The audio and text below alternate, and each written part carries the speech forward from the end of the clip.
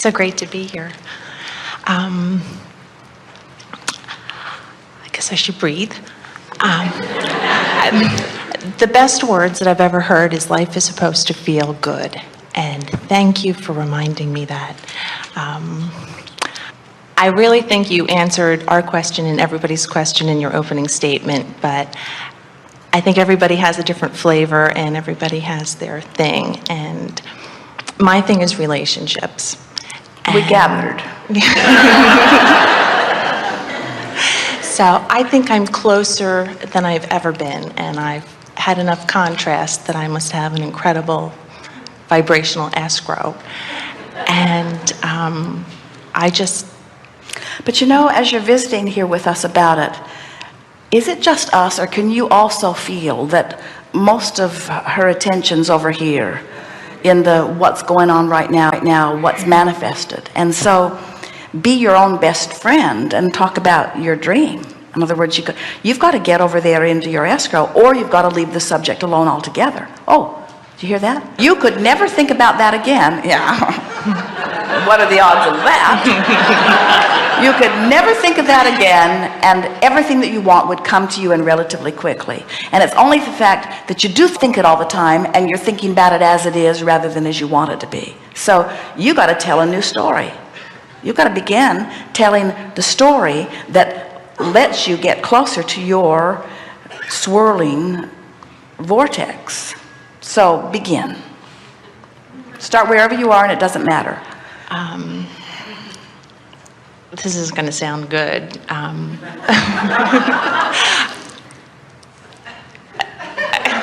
If 3 out of 4 marriages end in divorce, then the next one's got to be a winner.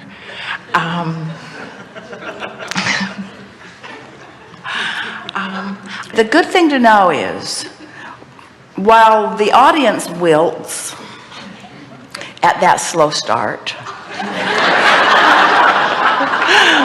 your vibrational escrow is still swirling strong, because all that you've lived has put so much there, you see.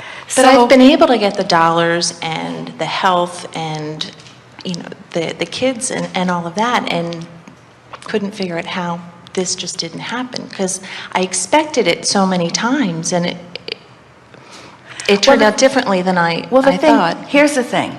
Nothing ever turns out different than you expect. Nothing ever turns out different than you expect. Ever, ever, ever, ever, ever. Now, maybe we have a different idea of what expectation is, but expectation is the combination of desire merged with belief. So it's possible that your expectation could be more desirous while you were doubting. And so, in other words, that's a negative expectation. Or a positive expectation just feels rapturous. You can tell the difference in this way. If you accept that you have a vibrational escrow relative to this relationship that is brewing and is dynamically swirling, and you are eager to talk about it, that means you're right on the brink of jumping right in. But when you feel reluctant or resistant, when you are sort of arguing for your limitations about it as you are, that just means that you've practiced something that's further away from it. And everybody understands that. Right. It is not easy to observe things and live things without getting the feeling of this is how it is. It is such an interesting thing that what you believe and what manifests are always the same. But we understand how after things have manifest, it's easy to believe them. And you just got to get that cycle turned around. You've got to say, I'm going to get my story out there ahead of me, and then my life's going to catch up with it. I'm going to stop telling the story of what I've already lived. That's really what we're talking about here. Most everybody's living and then explaining. Most of you are historians. This is what happened. This is how long it took. This is what he said. This is what I said. This is what he said. There was your historians. Well, stop it. You have to become sort of prophetic. You have to become storytellers. You have to become the writers of the script. Imagine a Hollywood production, and everybody shows up and they say, well, what's this movie about? I don't know. Well, just do whatever you feel like doing. somebody's directing it. Somebody has an idea. They know where the story's going. They know how they want it to play out. They know what emotion they want to evoke from the people who will be watching it. You've got to write your script. You've got to tell a story. You see, that's what creation is. Creation is activating a vibration in advance of manifestation. And most people are activating in advance vibrations based upon history, and so the future keeps being just like the past, because they keep telling the story of what's been going on, you see. So never mind what has happened. Tell the story the way you want it to be. It's hard because I haven't really practiced it. All right, we'll tell your story. Please. Thank you. I've lived enough life to know what I want.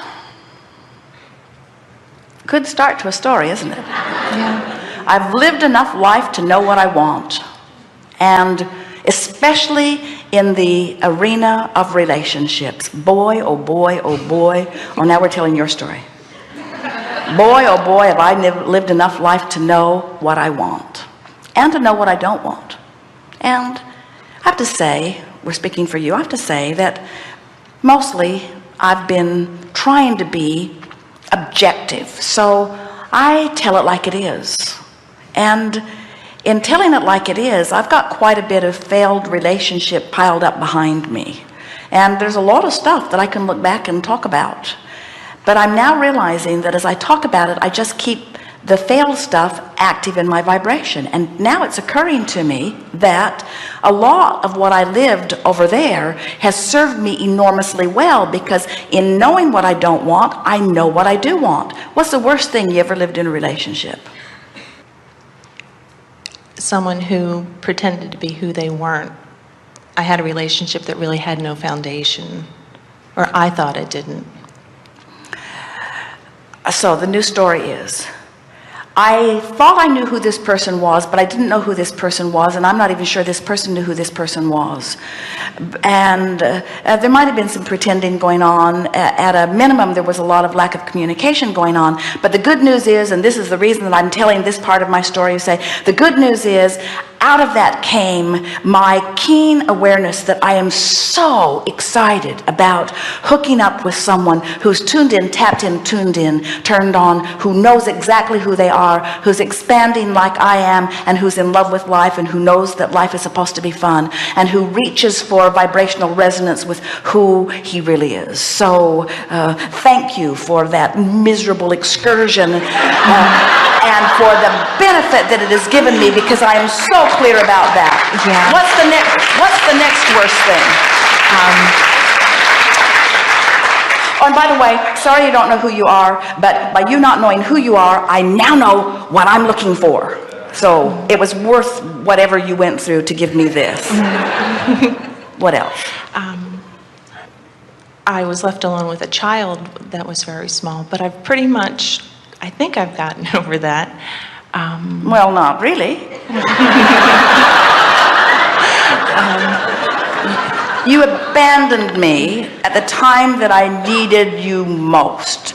But when I think about it, I didn't really like you that much anyway.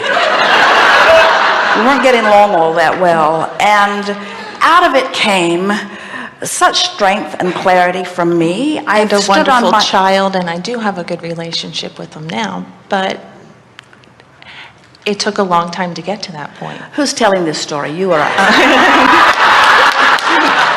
Thank you. Because you keep taking it back over here.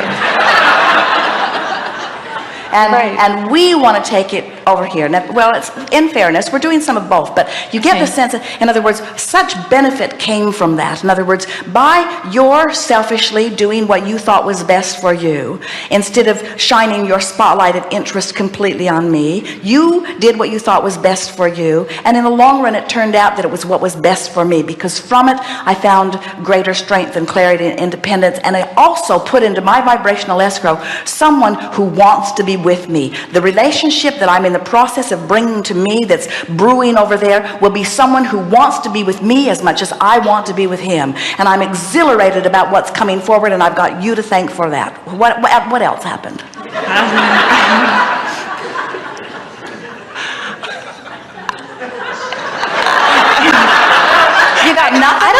really don't want to go there right now, because I think it really doesn't matter. Well, the reason that we're playing with you like this is because different things will happen. You'll smell something, you'll hear a song, you'll see a car, you'll see somebody. Different things will happen in your life that will cause you to go there. And when something causes you to go there, take the hit of it, but then remember what rockets of desires that you launched, and then turn your undivided attention to that and tell that story. So that then the story that you begin to tell, the story of relationship that you begin to tell, goes like, I've lived so much, and so much has come from what I've lived, and I can feel that my vibrational escrow is brewing in a very big way, and I know that I am now nearly ready to allow that relationship to come to me. And I think the reason that the relationship hasn't come to me, because I know I've lived enough that I've really created something wonderful, and I know that I'm often positive in my thought about it, and this is the thing that's been baffling me. I know I've been more positive than I have been negative, so why isn't it coming? And then I realize that the reason that it has not come, the reason that I have not let it in, is because I've lived so much that I so want this to be really good, and I have this little thing stuck in my vibrational craw that goes like, but what if I get duped again? What if I think this is the real one and it turns out not to be, and then it ends up not being what I'm really wanting? And now I'm beginning to understand that that cannot possibly happen to me, because of all that I've lived. I've created this wonderful vibrational escrow. I've come too far. I know too much. That cannot happen to me again. But that does explain why I have not been letting it come. I haven't been letting it come because that's the drum that I beat the most often. I don't want to fail again. I don't want it to be bad again. That's the story that you want to tell. So the new story that you tell is, it's not possible for it to happen like that with me again, because now I know what's in my escrow. And every day, all day, I put more stuff in it, but I'm writing the list of what's in my escrow relative to this relationship. And here it is, and speak it often. Here it is. Someone who's in love with life, someone who's exhilarated about the day as I am, someone who wakes up every morning eager to have opportunities to expand still further, someone who is aware of his emotional guidance system and who tends to his own vibrational gap, someone who in our marriage vows we can look at each other and say and really mean it, I like you pretty good, let's see how it goes. In other words, and then further marriage vows, I am not going to hold you responsible for how I feel. I promise you from this day forward that my happiness is an inside job. I'm not going to ask you to change in any way to make me happy. I'm happy. It's my job to stay happy, and these are the vows that we exchange. And as you tell that story, it is our promise to you that your escrow is ripe enough that with that story you'll move right in there, and in very short time you'll know. And when you meet this person, you will not have this feeling of I'm wondering if you are the one. You will have this knowing you are the one. You will move forward so fast into this person's experience, and this person will move so fast into your experience, you will see no hesitation on the part of the other, and you will feel no hesitation on the part of yourself, because you are in his escrow as he is in yours. And when you're the only missing piece here, when you get in there, you'll hook up.